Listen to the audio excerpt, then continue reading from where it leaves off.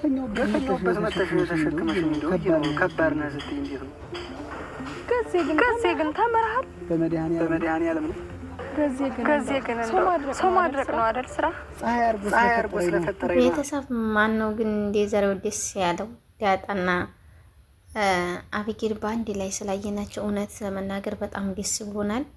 የአቢጌል መቀየር ግን በጣም ደስ የሚል ነገር ነውና ጋሽ ደረጀም እንግዲህ ፈጣሪውን እያመሰገነ ይገኛል። አምላኪ ሆይ ይሄን አሳየኸኝ ማለት ነው፣ የዚህን ቤት መጨረሻውን አሳመረልኝ እያለ ይለምን ነበረ ማለት ነው። ምክንያቱም በጣም እያሳሰበው ያለው ቤት ይፈርሳል ወይ ማርታ ትቀበለኛለች ወይ እያለ በጣም በውጣ ውረድ ላይ ነውና እሱ ግን በጣም በደስታ ሲያቸው በደስታ ተደስቶ ነው ወደ ክላሱ የገባው ማለት ነው። ማርታንም ጠርቶ ነው የጋበዛት። ከዛ በሚገብዘ ሰዓት ምንድነው ሲላ ምን ተግንቶ ነው ዛሬ እንደዚህ ፈቀጥ ያልኩ ስትለው በጣም ነው ደስ ያለኝ ዛሬ ማርትዬ በጣም ደስ ብሎኛል። ምክንያቱም አቢጌልና ዳጣ እኮ በአንድ ላይ ሲሳሳሙ አየኋቸው፣ ተቃቅፎ አየኋቸው ሲል አይደረግም ስትለው እውነት ነው አላት ማለት ነው። እንግዲህ መድኃኒትም ተባራለች ማለት ነው። እዛው በወጣችበት እዛው ትቅረድን አትመለስልን። ምክንያቱም በጣም ቤቱን እያበጣበጠች የምትገኘው እሷ ነበረች። ሁላችንም አልተመቸችንም፣ ግን አሁን ሰላሙን ያገኛል ብዬ ባለሙሉ ተስፋ ነኝ። ምክንያቱም አሁን ዳጣን ከእናቷ ጋር ያገናኛት፣ ከዛ በኋላ ደግሞ ዝግ ብላ ማርታ ትስማ ማለት ነው። ማርታ መስማቷ ስለማይቀር ማርታን ትስማ። ምክንያቱም ይሄ ነገር ተደብቆ እስከ መቼ ድረስ እያለች አቢጌልም እየጠየቀች ነው ለአባቷ ማለት ነው።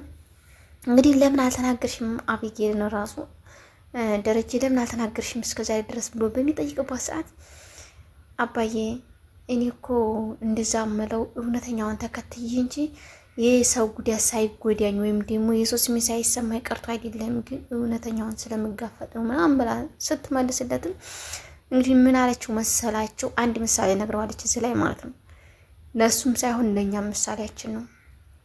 ምክንያቱም ሱቅ ውስጥ የሚሸጠው ከረሜላ እያለች እያወራችው ነበርና ያ ከረሜላ ቢበላው ይከስራል፣ ባይበላውም ደግሞ ትርፍ ያገኛል። ስለዚህ ያን የሚጎዳው ራሱ ነውና ጥቅሙን ጉዳቱም የራሱ ነው እያለ በምትናገረበት ሰዓት እንግዲህ ደረጀ የዚህን ያክል ስለተረዳሽኝ በጣም ነው የማመሰግነው፣ ምክንያቱም የዚህን ያክል ትረጅኛለሽ ብዬ አላሰብኩም ነበረ እያላት ነው።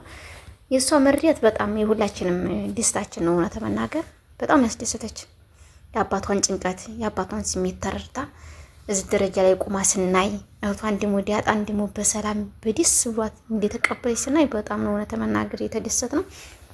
እንግዲህ ጋሽ ደረጀም በዚህ ሁኔታ ስላያት በጣም ደስ ብሏታል።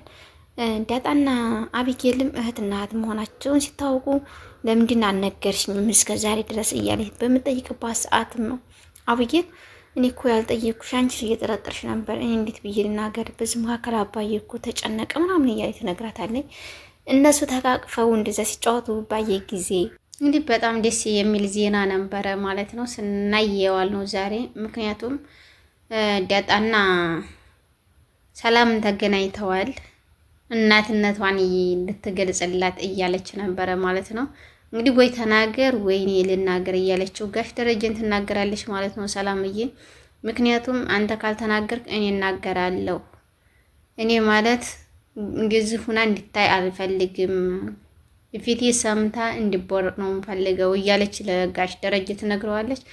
የኔ ጭንቀት አይገባሽም እንዴ? ሲተረጅኝ በጣም ስለጨነቀኝና ስለተቸገርኩ ነው። ስለዚህ ይሄ ቤት እንዴት ነው የሚሆነው? ብትንቱን ይወጣል እያለ ጋሽ ደረጀ እየተናገር ነው ማለት ነው።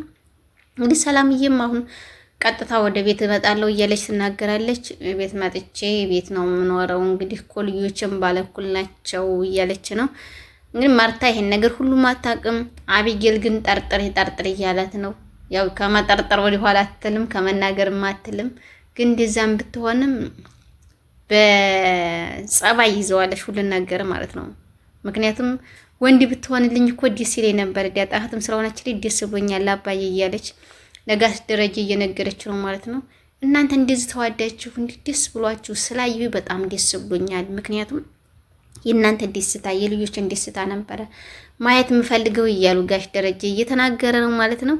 እንግዲህ ውሃና ዳጣ አልተዋወቁም። እህቱ እንደሆነች አላወቀችም ውሃዬ ማለት ነው። እነሱ ግን አውቋል። አቢጌልም ዳጣም ተዋውቋል ማለት ነው። እሷ ግን ታቅም አልቻለችም። እንግዲህ ዘበኝት ደግሞ በጣም በፍቅር ወርቃለች። ከምንም በላይ በፍቅር ወርቃለች ማለት ነው። ይህ እሷን ሲያይ ያን ለዛዬ ይላል። ለዛዬም እንግዲህ በፊት የተናገርሽኝ ገና ብዙ ነገር ነው ማስጨረስሽ እያለ ለዛንም እየተናገራት ነው። ለዛዬ እንግዲህ ተረጂው አንተም ተረዳት እንደምትወድህ ታውቃለህ።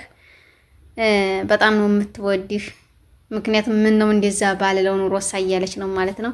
እሱም እንደዛ በሚልበት ሰዓትም ደግሞ ቋይ ገና የዛን ጊዜ እኮ አሹፈሽብኝ ወድሻለሁ ብለሽ አሹፈሽብኝ ነው እንደዚህ ማድርግሽ፣ ግን ታሳዝነኛል፣ እንደዚህ ከዚህ በላይ አልቀጣትም እያለ ነው ማለት ነው።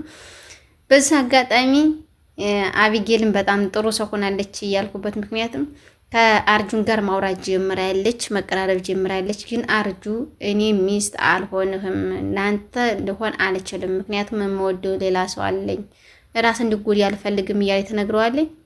እንግዲህ አርጁም እየተመላለሰ በተደጋጋሚ እየመጣ ነው። በቀጣይ በአዲስ ከምንገናኝ መልካም ጊዜ ቤተሰብ